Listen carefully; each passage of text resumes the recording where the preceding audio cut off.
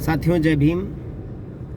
एक बहुत महत्वपूर्ण बात है जो आप तक हम पहुंचाना चाहते हैं और आपसे इस पे हम चर्चा भी करना चाहते हैं।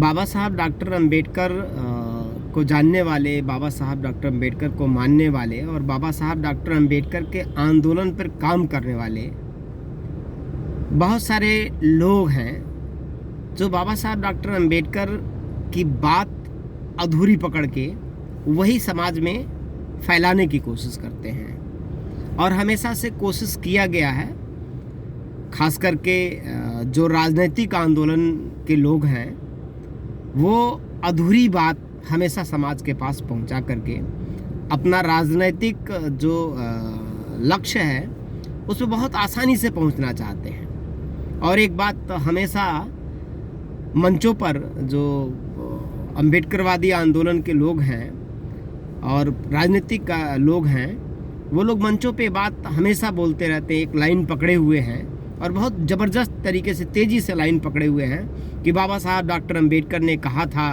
कि सत्ता मास्टर चाबी है और इस मास्टर चाबी से ही सारे बंद दरवाजे खोले जाएंगे और इसलिए हमको सत्ता के केंद्र पर, सत्ता के मंदिर यानी संसद या विधानसभा पर हमको काबिज होना है।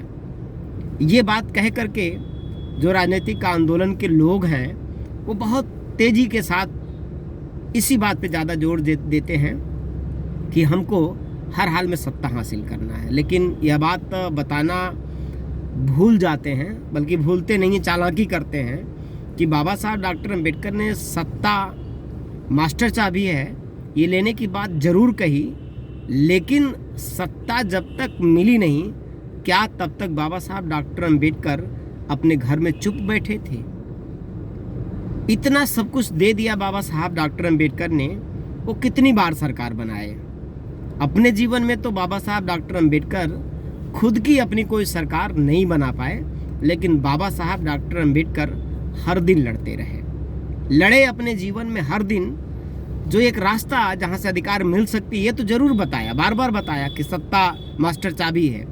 लेकिन सत्ता के लिए ये नहीं है कि सत्ता नहीं मिली या सत्ता पाने तक हम कोई आंदोलन नहीं करेंगे या हम कोई मूवमेंट नहीं करेंगे, हम अपने घर में चुप बैठेंगे, ये बाबा साहब डॉक्टर अंबेडकर ने नहीं कहा था। बाबा साहब डॉक्टर अंबेडकर अपने जीवन में हर दिन लड़ते रहे।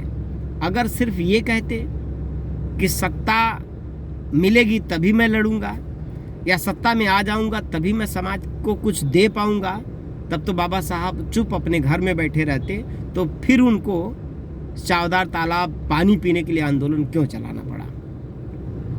कालाराम मंदिर में प्रवेश के लिए आंदोलन किया उन्होंने।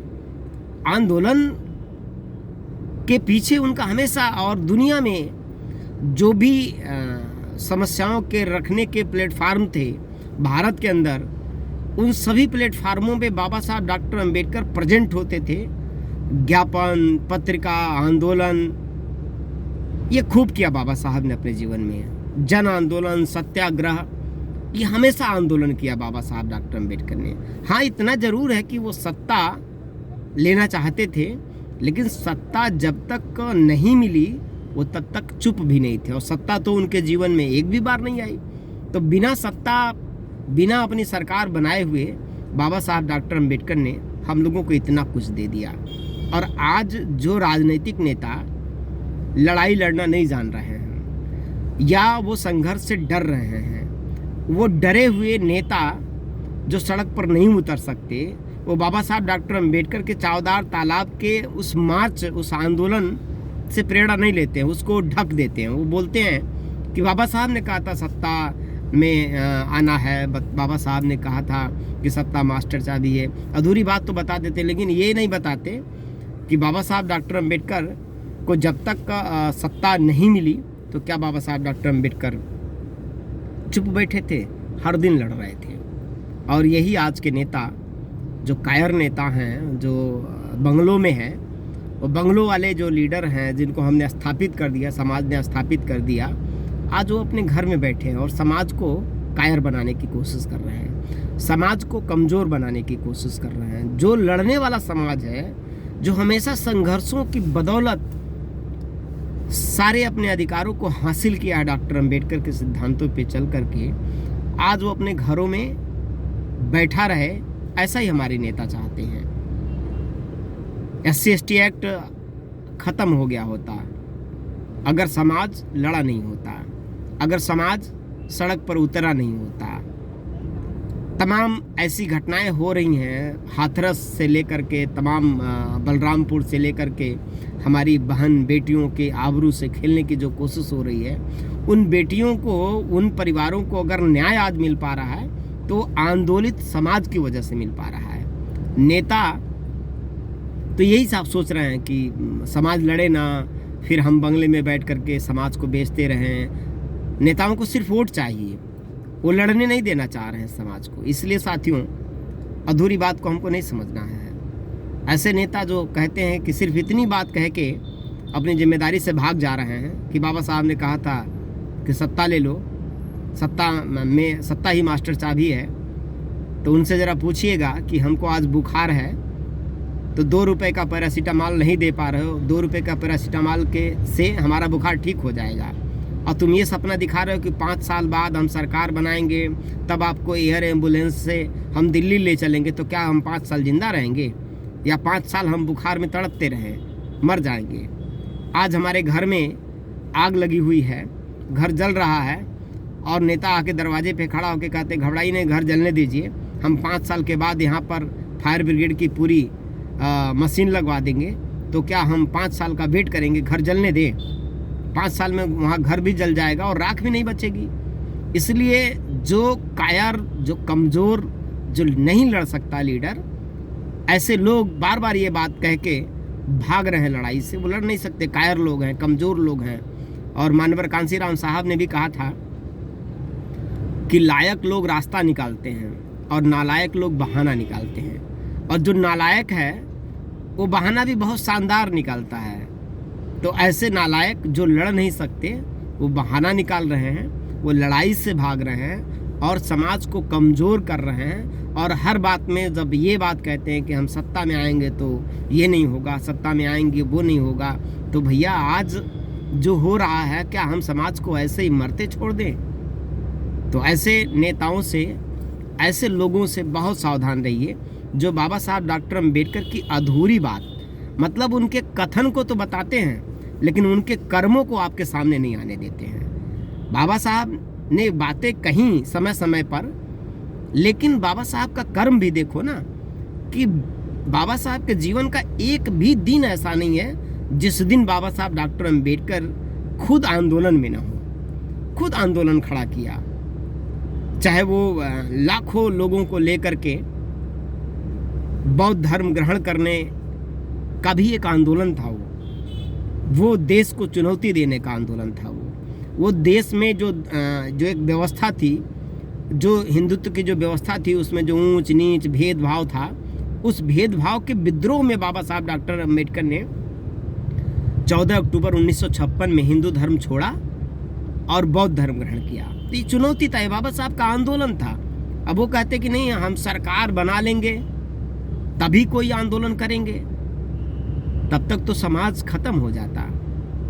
इसलिए हमेशा बाबा साहब को सिर्फ उनके कथनों को नहीं, उनके कर्मों को भी देखना है। और जो शॉर्टकट कथन बता करके अपनी जिम्मेदारी से लोग भाग रहे हैं ना, उन नेताओं से भी सावधान रहिए। वो नेता ही सबसे बड़े समाज के दुश्मन हैं। वो जिनको हम मनवादी कहते हैं, वो जिनको हम सामंतवादी कहते हैं, वो जिनको हम पूंजीपति कहते हैं, पूंजीवादी कहते हैं, उनसे भी खतरनाक दुश्मन ये हमारे बीच में जो लोग हैं, जो बाबा साहब डॉक्टर अंबेडकर की अधूरी बात, सिर्फ इतनी बात बताते हैं कि सत्ता मास्टर चाबी है, बाबा साहब ने कहा था यही लेना है और तब तक कोई लड़ाई नहीं करना है। तो ये वो लोग हैं जो बाबा साहब डॉक्टर अंबेडकर के जीवन को समझ नहीं रहे हैं, या समझ रहे हैं तो फिर खुद कर्महीन हैं, वो लड़ नहीं सकते, वो आंदोलन में जा नहीं सकते। इसलिए समाज को खुद वो डराने में लगे हुए हैं कि समाज आंदोलित न हो जाए, कि समाज आंदोलन न करे। अगर समाज आंदोलन करने लगेगा, खुद लड़ के अपने अधिकारों को बचाने लगेगा तो इन नेताओं का धंधा बंद हो जाएगा, जो बंगलों में बैठ करके टिकट बेचते हैं। ऐसे लोगों का धंधा न बंद हो पाए, इसलिए उनके चेला चपाटी जितने भी इस तरह के लोग हैं, गुलाम मानसिकता के लोग हैं, वही बात लाइन पकड़ के बात करते हैं। इसलिए ऐसे लोगों से भी साथियों हमको ज़्यादा सावधान रहना पड़ेगा। वो समाज को गुमराह कर रहे हैं। वो बाबा साहब डॉक्टर अम्बेडकर का नाम जरूर लेते हैं, वो मान्यवर कांसीराम साहब का नाम जरूर लेते हैं, लेकिन वो मान्यवर कांसीराम साहब के जीवन के, उनके आंदोलन को भी इग्नोर कर रहे हैं। मान्यवर कांसीराम साहब कभी भी घर में नहीं रहे, हर दिन वो लड़े, हर दिन उनका आंदोलन था। कश्मीर से लेकर कन्याकुमारी तक पद यात्रा, साइकिल यात्रा वो चलते रहे, गांव-गांव मीटिंगें करते रहे, लोगों को आंदोलित करते रहे।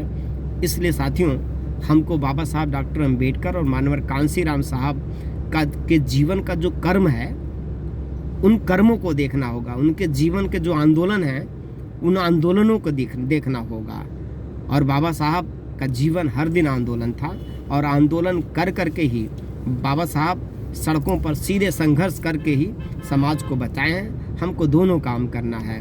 हमको उचित प्लेटफार्म पे अपनी बात रखनी है, और आंदोलन समाज को बचाने के लिए हर दिन करना होगा, हर दिन लड़ना होगा, तभी समाज बच पाएगा। साथियों ऐसे लोगों से सावधान रहिए। ऐसे लोग ज़्यादा खतरनाक हैं, जो खुद तो लड़ नहीं सकते और समाज को लड़ाई से दूर करके समाज को लड़ाई का डर दिखाते हैं कि इसके ये दुष्परिणाम हैं। ऐसे लोग जो हैं वो जो डराने की कोशिश कर रहे हैं समाज को, खुद आंदोलित नहीं होने दे रहे हैं। अगर समाज आंदोलित नहीं हुआ होता तो आज जो कुछ भी बचा है वो कुछ न बचता।